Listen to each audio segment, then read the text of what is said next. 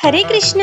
మీకు తెలుసా, ఈ విశేషమైనటువంటి మాసంలో మనం ఏ ఒక్క పుణ్యకార్యాలు చేసినా అది 1000 రెట్లు ఫలితాన్ని ఇస్తుందంట. దీని గురించి మనకి పురాణాల్లో ఈ విధంగా చెప్పబడింది.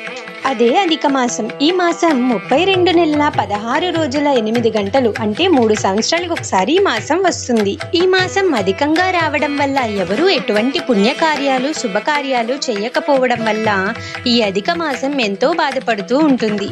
ఒకసారి అధిక మాసం సృష్టికర్త అయినటువంటి బ్రహ్మ దగ్గరికి వెళ్లి తన యొక్క బాధను చెబుతుంది. కానీ బ్రహ్మ తాను ఏ విధంగా సహాయం చేయలేనని నీవు శ్రీమన్నారాయణ్ణి ఆశ్రయించని సలహా ఇస్తారు. అధిక మాసం శ్రీమన్నారాయణ్ణి ఆశ్రయించి తన యొక్క బాధను చెబుతుంది. అప్పుడు భగవంతుడు అధిక మాసం పైన తన అపార కృపా కటాక్షాలను ప్రసాదిస్తూ, ఇకపై నీవు నా పేరుతో పురుషోత్తమ మాసముగా పిలువబడతావు, అంతేకాకుండా నా భక్తులకి ఎంతో ప్రియమైన దానివి అవుతావు అని చెబుతూ ఒకసారి నైమిసారణ్యంలో ఋషులందరూ సూత గోస్వామిని ఈ పురుషోత్తమ వ్రత మహత్యం గురించి అడుగుతారు.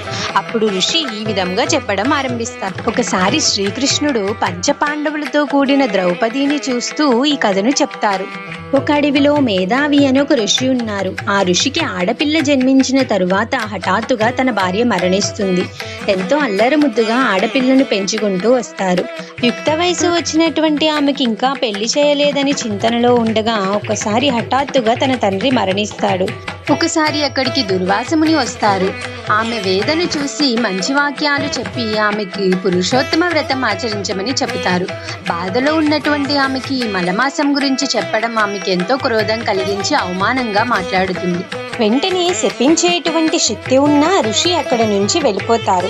సమస్తాన్ని కోల్పోయినటువంటి ఆమె 9000 సంవత్సరాలు శివుని కోసం ఘోర తపస్సు చేస్తుంది. ప్రసన్నుడై దర్శనమిచ్చిన శివుణ్ణి చూస్తూ తనకి ఒక శ్రేష్ఠుడైనటువంటి భర్త, వీరుడైనటువంటి భర్త, యోధుడైనటువంటి భర్త, శక్తిమంతుడైనటువంటి భర్త, అతి సుందరుడైనటువంటి భర్త కావాలని ఇలా 5 సార్లు తనకి భర్త కావాలని కోరుతుంది. శివుడు తదాస్తు అంటూ, నీకు ఈ జన్మలో కాదు వచ్చే జన్మలో తప్పకుండా 5 భర్తలను పొందుతావని ఆశీర్వదిస్తారు.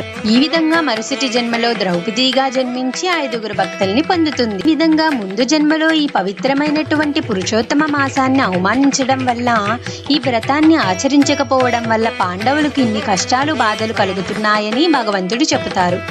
కావున మనందరం తప్పకుండా ఈ వ్రతాన్ని ఆచరిద్దాం.